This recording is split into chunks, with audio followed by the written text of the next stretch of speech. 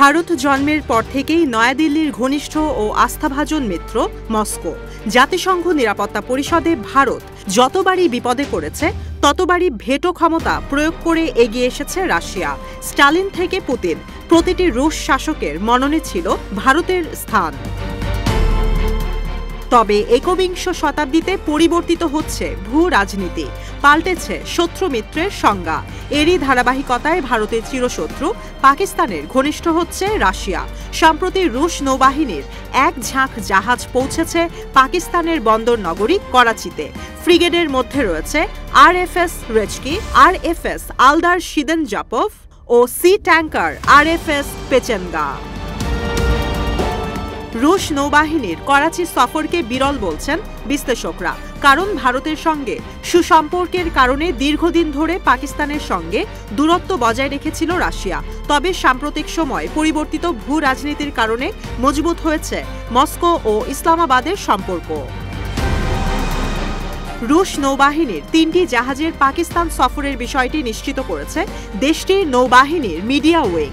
X হ্যান্ডেলে ডিজিআরপি একে সৌজন্য সফর হিসেবে উল্লেখ করেছে।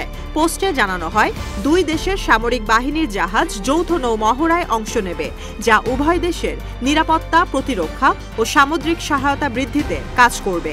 অন্যদিকে পাকিস্তানের রুশ দূতাবাস এই ঘটনাকে অভিহিত করেছে মাইলফলক হিসেবে।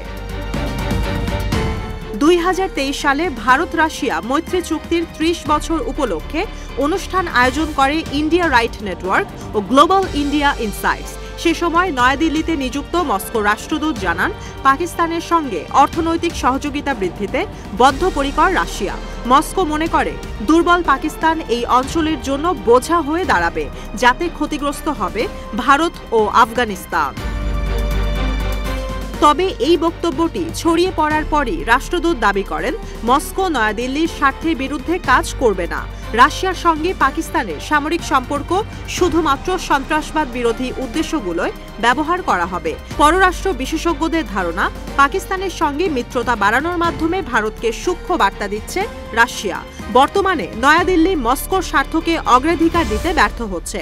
ফলে পুতিনের কাছে ইসলামাবাদের সঙ্গে ঘনিষ্ঠ হওয়া ছাড়া অন্য কোনো বিকল্প থাকছে না।